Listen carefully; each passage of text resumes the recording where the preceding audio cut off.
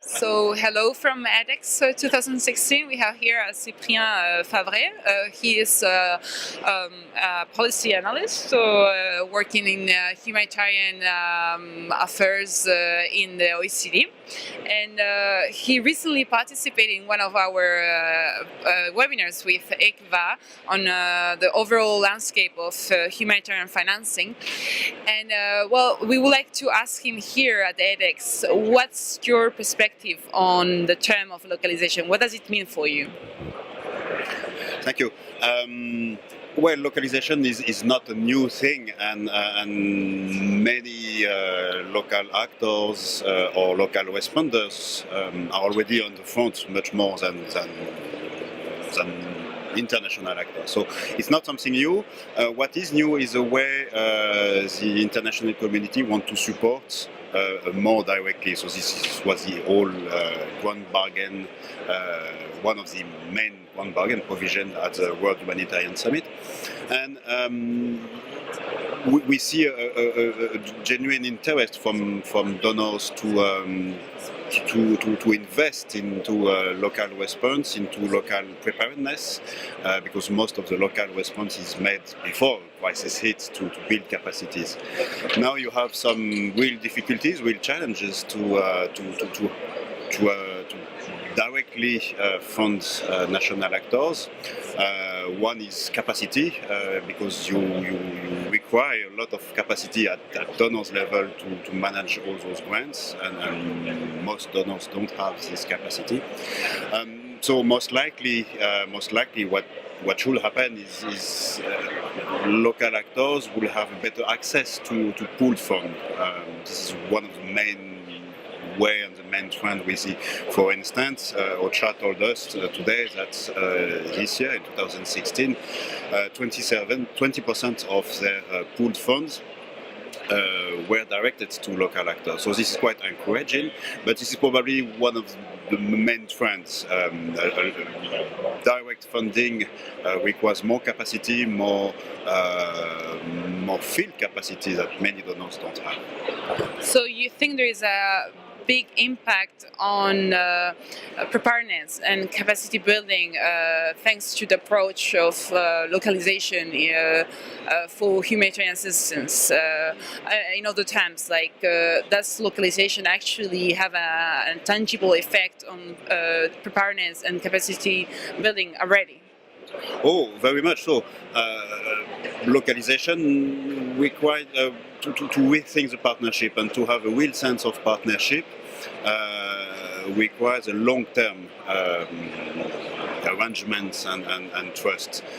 So if you want to build capacity of numbers of local actors, but it can be also at governmental level. You can have a disaster response agency, for instance, who can share some capacity building.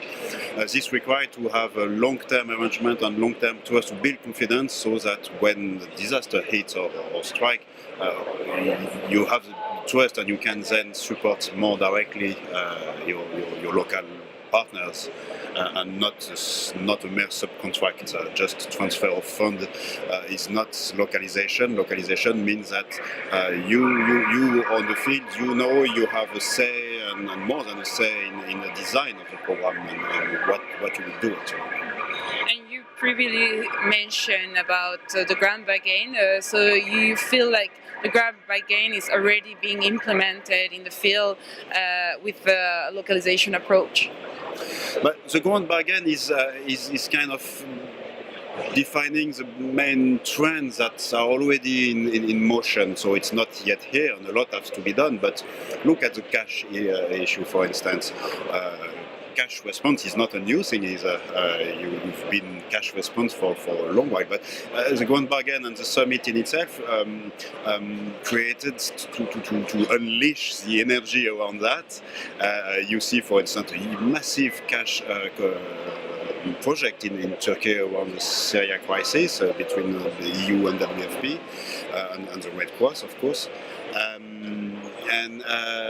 So the grand bargain is just giving the momentum, and you see from the donor side a real effort to take this momentum and to keep it, and main donors are kind of organizing themselves to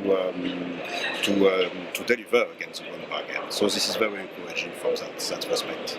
Okay, so the Grand Bargain has allowed to boost the beta already some emerging trends that were already in place before the summit, I understand. Yes, absolutely.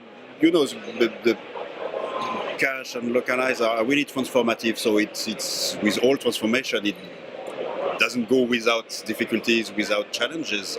But the Grand Bargain allowed to say, okay, well, this is the direction we should all go, and you see that donors are aligning. There is a movement aligning. Even donors who didn't sign up to the Grand Bargain, so it goes beyond the Grand Bargain itself. It's kind of tectonic changes in the humanitarian landscape from the donor side.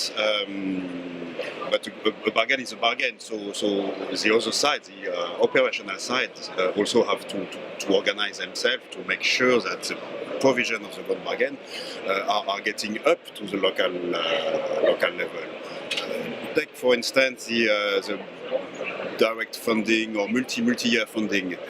If a donor will provide multi-year funding to its international partner, we have to make sure that it trickles down up to the responder, to the local responder. So this has to be worked at.